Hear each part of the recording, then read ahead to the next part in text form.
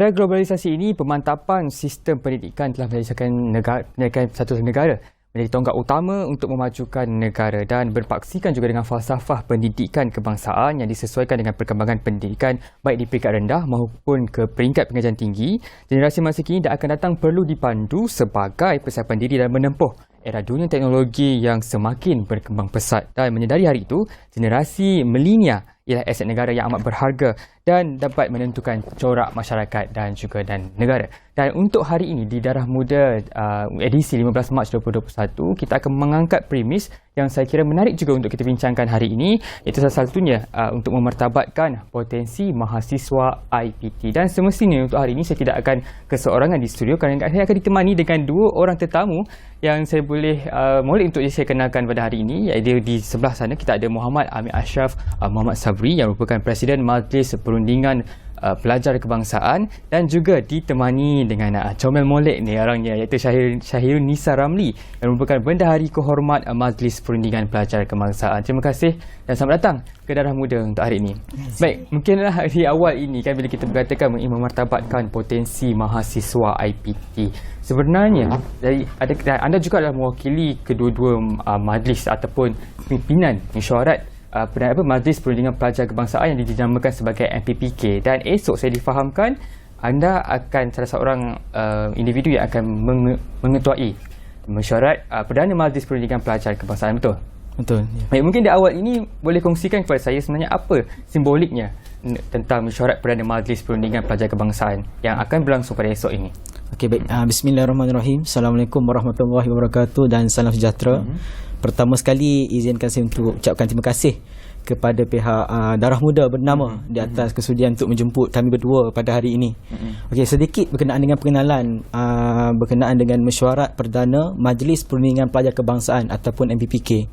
Okey, untuk makluman, mesyuarat Perdana MPPK ini sebenarnya telah pun diadakan sejak tahun 1999 lagi, yang merupakan satu platform ataupun medium kepada pemimpin mahasiswa di IPT untuk menyatakan dan juga menyalurkan hasrat dan juga idea terhadap agenda pembangunan negara kepada kerajaan.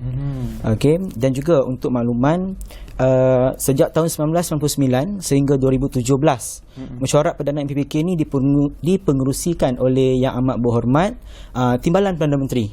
Namun pada 2019 sehingga kini mesyuarat Perdana MPPK ini dipengerusikan oleh Yang Amat Berhormat Perdana Menteri sendiri. Okey, so ahli-ahli mesyuarat Perdana MPPK ini terdiri daripada barisan menteri-menteri kabinet, ketua setiausaha negara, pihak pengurusan tertinggi kementerian-kementerian, agensi dan juga jabatan kementerian terlibat dengan kertas pertimbangan MPPK. Dan turut serta adalah mestilah terdiri pada ahli Majlis Perundingan Pelajar Kebangsaan yang mana yang dibarisi oleh yang presiden, yang dipertua, pengerusi Majlis Perwakilan Pelajar dan juga Kesatuan Mahasiswa di IPT yang melibatkan institusi pengajian tinggi awam, institusi pengajian tinggi swasta, politeknik, IPG, college community, dan turut serta adalah wakil pimpinan mahasiswa Malaysia yang menuntut di luar negara. Okay, mungkin saya boleh tambah di sini, sejak tahun 1999 tu sehingga sekarang sebenarnya sudah 97 kertas pertimbangan MPPK ini berjaya dihasilkan dan juga dibentangkan. So yang tu mungkinlah sebuah sedikit pengenalan berkenaan dengan mesyuarat Perdana MPPK. Jadi saya lihat di sini ialah mesyuarat Perdana Majlis Perundingan MPPK sebenarnya esok ini tidak ada satu pihak terkecuali pun sebenarnya. Jadi ini memang satu platform yang terbaik, dan saya difahamkan salah satu objektifnya adalah untuk memperjuangkan isu-isu berkaitan masyarakat dan juga pembangunan negara. Mungkin ada lagi objektif menerusi mesyuarat Perdana Majlis ini yang boleh dikongsikan ke? Okey, mungkin dapat saya terangkan sedikit lah. Okey, mesyuarat Perdana MPPK ini adalah satu platform dan juga medium yang seperti saya nyatakan tadi adalah kepada pimpinan mahasiswa untuk melontarkan idea, hasrat dan juga pandangan kepada kerajaan terhadap agenda pembangunan negara. Seterusnya juga menjadi platform kepada pemimpin mahasiswa untuk terus memperjuangkan soal hal kebajikan dan juga keperluan mahasiswa di Malaysia, dan dalam masa yang sama memperjuangkan isu-isu rakyat dan juga pembangunan negara. Di samping itu menaikkan imej mahasiswa yang lebih rasional, relevan dan realistik, yang mempunyai wawasan dan juga kredibiliti sebagai bakal pewaris kepimpinan negara pada satu masa akan datang. Okey, dan yang terakhir adalah untuk menjadi penghubung antara mahasiswa dan juga kepimpinan kerajaan semasa. Itu macam cantik objektif itu untuk dibawakan esok. Dan tapi sebelum kita pergi, sebenarnya saya tertarik juga dengan objektif yang mempunyai hal ehwal kebajikan. Tapi saya tak akan tanya sebentar saja lagi. Tapi kita nak pergi dulu kepada Syahrul ni. Saya nampaknya macam bila lagi yang aku nak tanya soalan nak ditanya oleh Fahiz ni kan. Okey, baik. Syah. Ya, okey. Mungkin di awal ini saya tadi saya tanya dengan introduction mengenai MPPK Jelih Amir. Kalau Syah pula, bagaimana pula peranan MPPK ni kalau kita nak lihat mesyuarat perdana Majlis Perundingan Pelajar Kebangsaan esok yang akan dibentangkan pada 16 Mac 2021 ini. Apakah peranan simboliknya? Baik, sebenarnya peranan ahli Majlis Perundingan Pelajar dalam mesyuarat pra MPPK ini sebenarnya adalah kita tahu ahli MPPK ni terdiri daripada pemimpin-pemimpin mahasiswa, daripada presiden, daripada yang dipertua. Jadi mereka mempunyai idea-idea yang fresh. Mereka mempunyai sesuatu yang boleh memberikan idea sumbangan kepada pembangunan negara seperti mana yang presiden cakap sebentar tadi. Jadi benda-benda ini sebenarnya yang memain peranan yang besar. Di samping itu, ahli MPPK ni juga menyalurkan informasi ini supaya terdapat beberapa menteri-menteri ini pun akan dapat all the things. Macam tu. Sebab kita ada banyak kementerian. Kadang-kadang satu usul tu pun boleh menggabungkan dua kementerian at the same time. So, bila mananya kita bersidang dan kita membentangkan pada waktu tersebut, jadi kementerian yang boleh, yang berkenaan akan menceritakan dan akan memberitahu apa feedback dan seterusnya, dan akan diangkat seterusnya untuk program ini yang dibentangkan lah. Jadi seperti yang Syah kata tadi, idea-idea fresh. Idea-idea fresh yang macam mana tu kalau nak boleh kongsikan sebenarnya? Apa kalau boleh bocorkanlah sedikit idea apa? Idea-idea fresh yang diperjuangkan oleh MPPK. Kalau kita lihat semula anak-anak muda memang terlibat dengan gadget ataupun teknologi. Jadi benda-benda yang mereka nampak contohnya sebagai MySejahtera aplikasi. Mungkin ada beberapa perkara yang boleh ditambah baik, dan itu merupakan ruang untuk mereka menyampaikan suara mereka, menyampaikan hasrat dan juga idea untuk dipertimbangkan dan juga diteruskan perkara-perkara yang mereka salurkan tersebut. So itu poin sikit lah. Selebihnya saya tak boleh bagi tahu lah. Itu memang pembentang sendiri yang akan memberitahu. Kita doakan esok hari ni akan lebih mudah lah untuk kita bentangkan. Dan itu adalah dari segi peranan MPPK yang telah dijelaskan oleh Syah. Okay, berbalik kepada Amir. Tadi saya tertarik mengenai isu objektif kebajikan mahasiswa dan kita sudah pun setahun lebih kita berdepan dengan pandemik COVID-19 ni kan. Jadi apa sebenarnya inisiatif yang diambil oleh MPPK sepanjang 2020 ini untuk mendepani dengan cabaran pandemik COVID-19?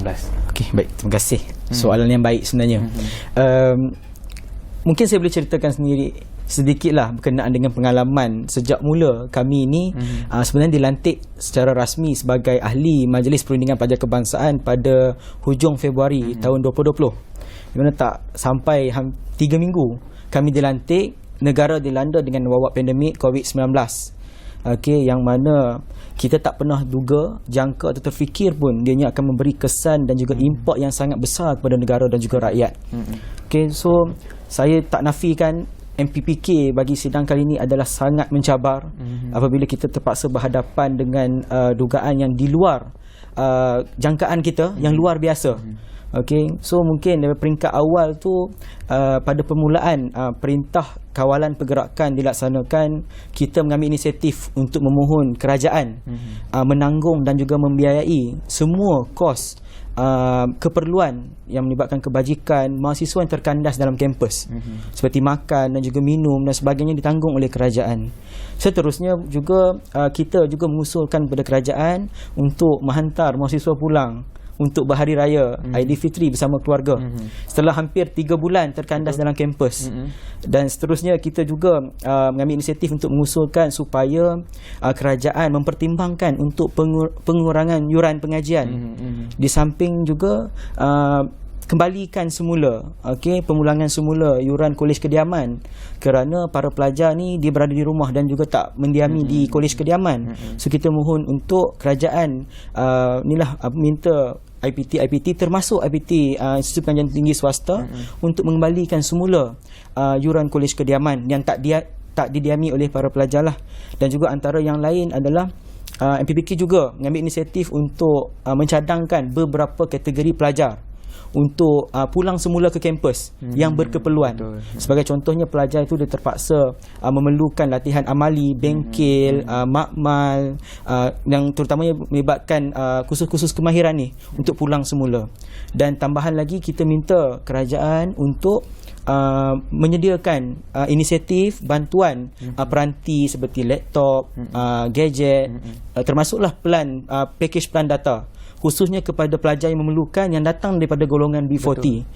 Okey, mungkin di sini juga saya nak bagi kredit lah, penghargaan kepada Kementerian Pengajian Tinggi di bawah pimpinan Yang Berhormat Datuk Seri Dr. Noorani Ahmad. Beliau seorang yang sangat prihatin dan juga cakna berkenaan dengan soal kebajikan dan keperluan para pelajar di kampus dan juga di rumah sepanjang pandemik ini. Okey, so itu merupakan sedikit sebanyaklah inisiatif yang mampu MPPK lakukan, selain daripada kami sentiasa mengikuti perkembangan semasa lah. Masalah-masalah ni bukan sahaja di kampus, tapi juga masalah pelajar di rumah yang kurang kondusif persekitaran untuk dia belajar secara online dan sebagainya. Juga MPPK mengambil inisiatif-inisiatif untuk menyuarakan apa sahaja hasrat dan juga isu yang timbul berkenaan dengan mahasiswa sepanjang pandemik COVID-19 ini. Ya, betul. Dan saya juga tengok kalau kita tengok tahun lepas kan, 2020, memang mahasiswa ni adalah selain daripada golongan-golongan masyarakat yang memang ada masalah, tapi mahasiswa ni tidak kurang hebat masalah. Disampaikan hashtag siswa jaga siswa tu boleh jadi isu kan untuk diangkat kan. Tapi selebihnya kita akan berbincang lagi semestinya untuk kita tanya apakah simboliknya memartabatkan potensi mahasiswa IPT menerusi mesyuarat Perdana Majlis Perundingan Pelajar Kebangsaan MPPK yang akan berlangsung pada 16 Mac esok. Jadi sebelum tu, untuk pergi lebih lanjut, kita berehat dulu seketika. Kita akan kembali lagi selepas ini di Darah Muda. Ini Suara Orang Muda.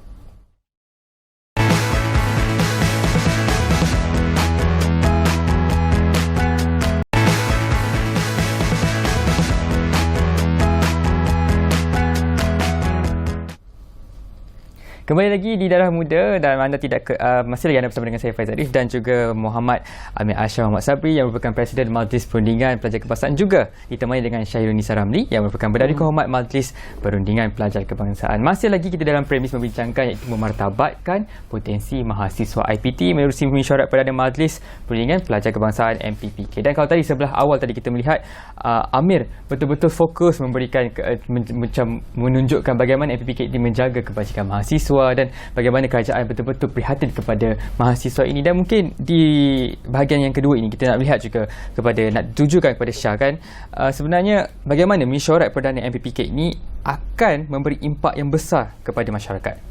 Baik, impak yang besar kepada masyarakat adalah yang pertama sekali, kita tahu perkara-perkara yang dibentangkan 97 kertas-kertas pertimbangan itu semuanya memberi impak kepada pembangunan negara, RMK 12, RMK ekonomi Malaysia, dan juga bukan sahaja Majlis Perundingan Pelajar Kebangsaan ini fokus utama kepada pelajar sahaja. Mereka juga menyentuh isu-isu yang berbangkit ataupun isu-isu orang kata isu semasa lah. Sebagai contoh, ada beberapa contoh kita kat siswa dan sebagainya. Benda-benda itu sebenarnya bukan sahaja kepada pelajar tapi juga kepada masyarakat. Jadi impak kepada mahasiswa pula, mereka terpaksa memikir, mencari idea di mana dan bagaimana untuk mereka kaitkan isu-isu semasa ini yang kita kena fikir solusinya. Adakah benda ini kita patut kaitkan dengan apa yang kita dah pelajari di universiti, dan benda ini sebenarnya asah kita punya critical thinking. Dan itu sebenarnya memberi impak yang saya rasa berkira besar kepada students and also to the masyarakat itself. Di mana kita nampak sebenarnya student ni adalah satu mahasiswa yang patut dipandang tinggi kerana mereka mempunyai ilmu yang all these things yang diorang praktikkan akan giving back to the masyarakat itself. So saya rasa memang mesyuarat Perdana MPPK ni memang it's a good thing which it gives benefit to each part. Benar. Sekarang ini situasi semasa pula kita melihat ramai yang mendahagakan kepimpinan muda untuk memimpin, dan kita kira esok ini Majlis Perundingan MPPK adalah satu platform yang akan menyahut dahaga itu kan untuk kita ke depan. Dan tadi kita bercakap mengenai inisiatif, dan bagaimana dengan persediaan? Baik, persediaan yang sebenarnya kami diberikan oleh pihak BMH atau Bahagian Mahasiswa Holistik daripada Jabatan Pengajian Tinggi Kementerian Pengajian Tinggi.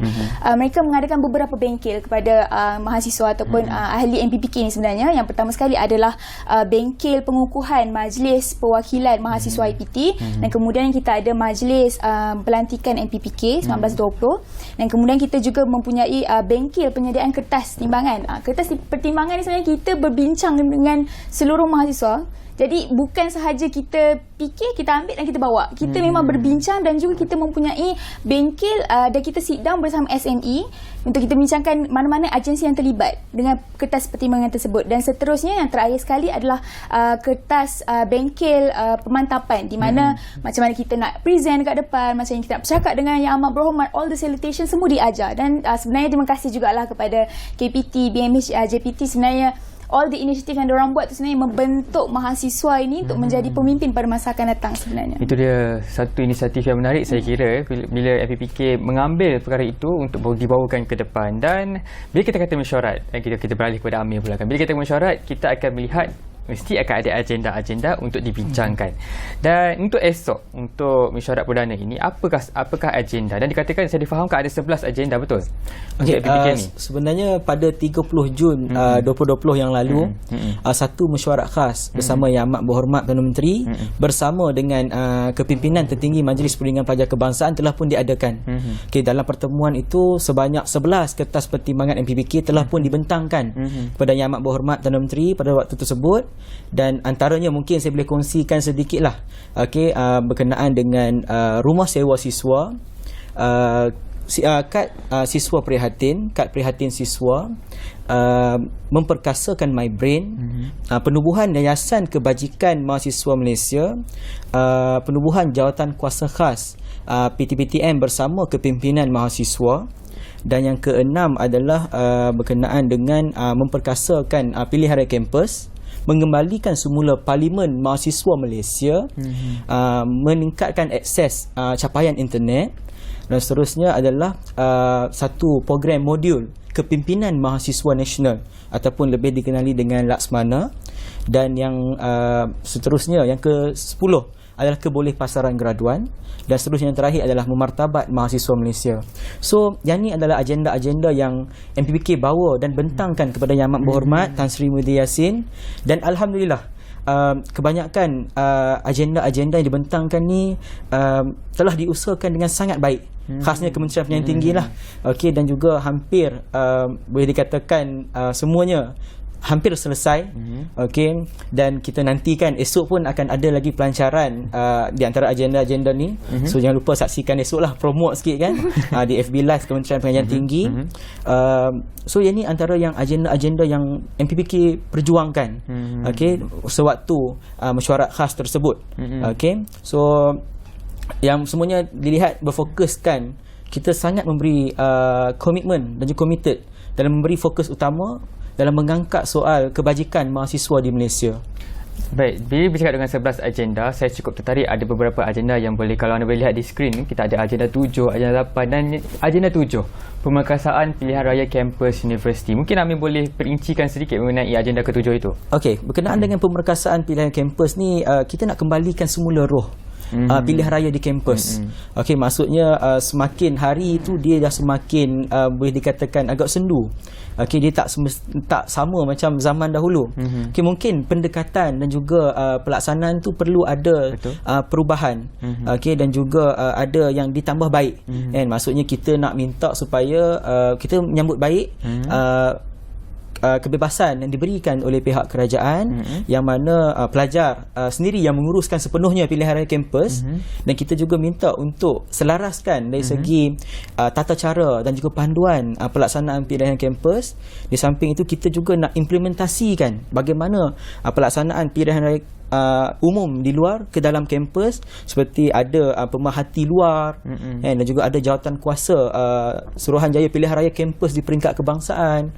Okey, yang ini juga untuk bergerak seiring dengan Undi 18, untuk memberi pendidikan demokrasi dan juga kesedaran kepada mahasiswa yang berada di kampus untuk menjalankan tanggungjawab sebagai rakyat Malaysia apabila tiba musim pilihan raya yang akan datang nantilah, Dan insyaAllah. kalau macam seperti Amir kata tadi, pemerkasaan daripada mahasiswa itu sendiri, dan kita dah lihat pun sebenarnya ada beberapa universiti pun dah telah melaksanakan 100% pelajar yang buat, dan kita mungkin mengharapkan juga ke semua Ya, IPT betul. boleh buat sendiri dan menyentuh mengenai undi 18. Baru-baru ini ada yang mengatakan undi 18 tidak praktikal. Apa komen Amir? Berkenaan dengan undi 18 ni, secara peribadinya saya sangat menyambut baik.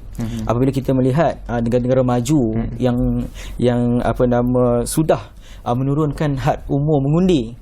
Okey, contohnya United Kingdom dan sebagainya. Okey, 18 sudah cukup matang sebenarnya untuk membuat keputusan, bagi membuat pilihan yang tepat. Okey, kerana dianya satu proses regenerasi. Okey, yang macam kita nak pemimpin yang lebih muda, kita nak hasrat yang lebih baru dan sebagainya. Okey, so saya rasa kerelevanan pelaksanaan undi 18 ini cukup baik dilaksanakan di negara ini. Okey, baik Amir. Dan mungkin di akhir ini kan, bila cakap menyentuh hasrat, apa hasrat Amir, apa juga hasrat Syah menerusi MPPK untuk kita memartabatkan lagi peranan mahasiswa IPT kepada pihak kerajaan. Mungkin di akhir ini pendek cerita. Dulu ke? Sila. Baik, sebenarnya hasrat mewakili Majlis Perundingan Pelajar Kebangsaan, kami berharap agar mahasiswa yang akan datang ataupun pemimpin mahasiswa ini mempunyai, bak kata presiden saya, dia selalu menerapkan kepada kami 3R. Rational, realistic dan juga relevant. Di mana kita fikir balik, yes, memang betul. Memang kita kena ada mahasiswa yang ketiga-tiga ni, rational, realistic dan relevant. Kenapa? Supaya tiada lagi isu-isu yang remeh-temeh, tetapi mahasiswa ni membawa isu yang memang sepatutnya dan peringkat nasional. Jadi harapan sebenarnya daripada kami, teruskan berbakti kepada pelajar, mahasiswa, teruskan juga berbakti kepada masyarakat dan juga negara. Dan ini sebenarnya perkara yang patut disentuh, dan kita sebagai mahasiswa perlu bersama-sama untuk contribute back to our own country and also to the students.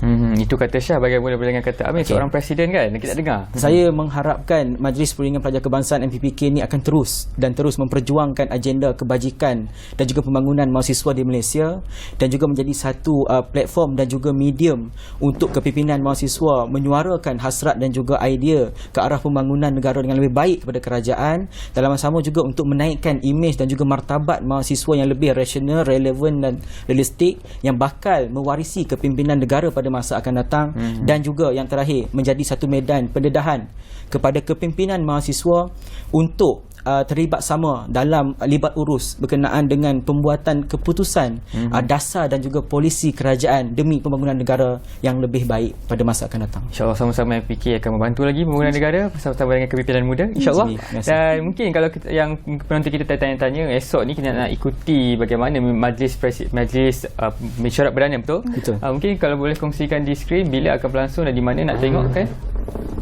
Esok ni kita akan di 16 Mac, betul? 21 kita akan berlangsung di FB Live Kementerian Pengajian Tinggi. Jadi anda boleh ke Facebook Kementerian Pengajian Tinggi untuk lihat bagaimana persidangannya Majlis Mesyuarat Perdana esok hari. Dan di akhir ini, suka untuk saya katakan, Mesyuarat Perdana MPK ini diharapkan dapat memberikan manfaat kepada pemimpin mahasiswa IPT dalam usaha untuk memartabatkan institusi pendidikan tinggi negara demi melahirkan graduan yang holistik dan juga bercirikan keseorangan seimbang dengan lonjakan 1 dalam Pelan Pembangunan Pendidikan Malaysia Pendidikan Tinggi 2015-2025. Jadi kita harapkan esok semoga berjalan dengan lancar kepada Syah dan Amir, insyaAllah. So all the best, teruskan membawa suara-suara anak muda ke pentas yang lebih besar, okay?